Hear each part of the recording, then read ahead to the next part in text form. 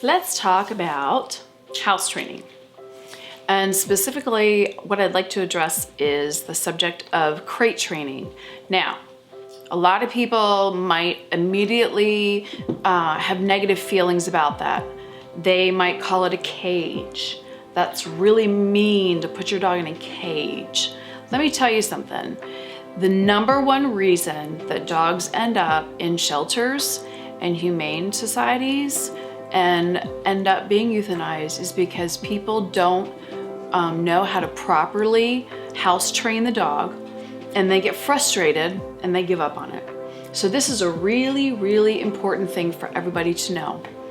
One of the reasons I love crate training is because it works with the already innate sense of a dog's need for its den. If you've ever had a dog, you've ever had a puppy, you'll notice they love to squeeze into tight places. Okay. So putting them in a small area isn't torture for them, okay? You don't want to do it 24 hours a day. And if you tell me that you work 8 hours a day, which really means you're gone 10 hours a day, it's not the best thing for your dog. But there's lots of choices these days with pet sitters, puppy daycare and things like that. But let's talk about the person who may possibly have time during the day to actually do the whole schedule that would go with crate training. First of all, the best tool you can have is a crate that has a divider in it. That's something that I always give to my clients because I want to make sure that the place that the puppy is sleeping, and it should only be there in that area either at night or when you can't be there to supervise the dog, by the way. And it should be able to lay down, stand up, obviously turn around in that area, but not be able to sleep in one end and go potty in the other. Now you may have one accident or something like that, but the dog will immediately have the desire to not soil its den. So it's not a cruel thing to do, as long as you're not leaving that dog in there all the time. Now, the way the day schedule should go will look like this. You wake up in the morning. The first thing a dog does when it gets up in the morning, a puppy especially, dogs will be able to hold it, older dogs, but a puppy is gonna have to go potty right away. So don't get up, mosey around your kitchen, get your coffee, get your puppy right away, take it outside from the kennel to the same place, mark that spot. Take the dog to that same spot every time it goes potty. So that will trigger the dog to know it's time to get down to business. Also, if you have a specific place in your yard that you want your dog to go, he'll naturally go there. Then you'll bring the dog in and you're gonna feed the dog. Now, I usually feed my puppies and my dogs in the morning after they come in from going out.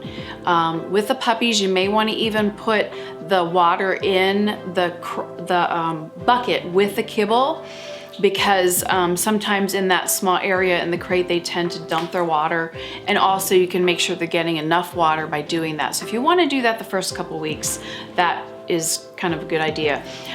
The reason you're doing scheduled feeding and water times is so you have predictable potty times so that your dog's going to be successful earlier. Now, a lot of my clients tell me their dogs just start, in the first day or two, they just get it.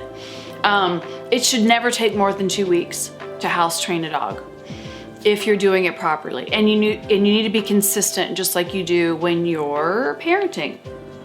So once the dog eats and drinks, okay, you don't want to free water, because if you free water your dog, it's going to be peeing around the house all the time, and you're going to get frustrated, and your dog is not going to know when to go and where I'm supposed to go. So until your dog knows what door to go to and how to tell you how to go out, for instance, some people have a bell by a door. That's why you want to use the scheduling of the feeding and watering.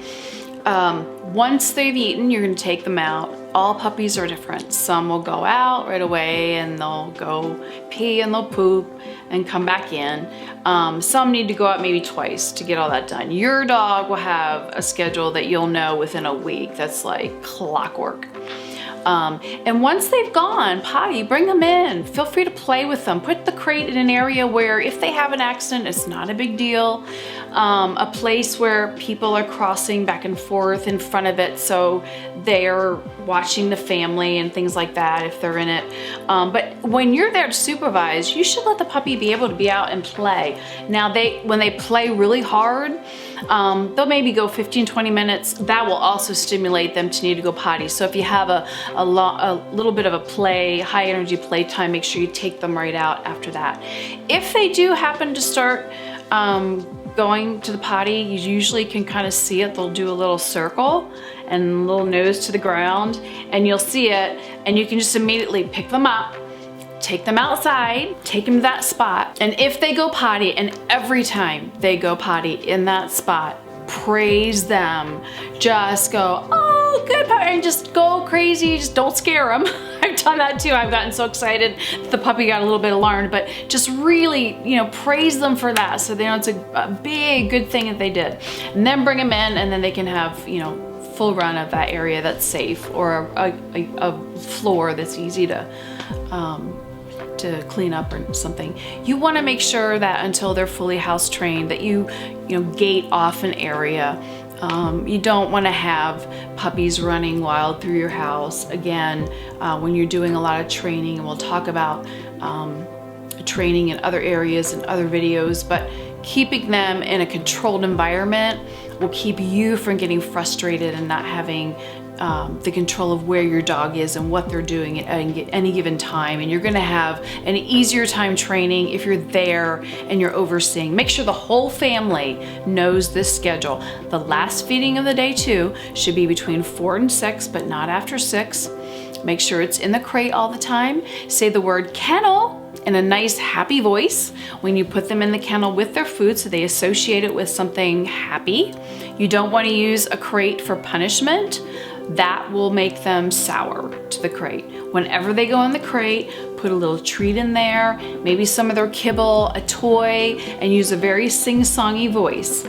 After they eat between 4 and 6, again, take them out. They're gonna go out and go potty a few times before evening. So feeding early like that is gonna give them a better chance of getting through the night without having to get up to go potty, so they can be more successful in going through the night. And the more their bladder grows, the longer that they'll be able to go long periods of time. So your expectations shouldn't be huge at first, but it will grow as the puppy grows.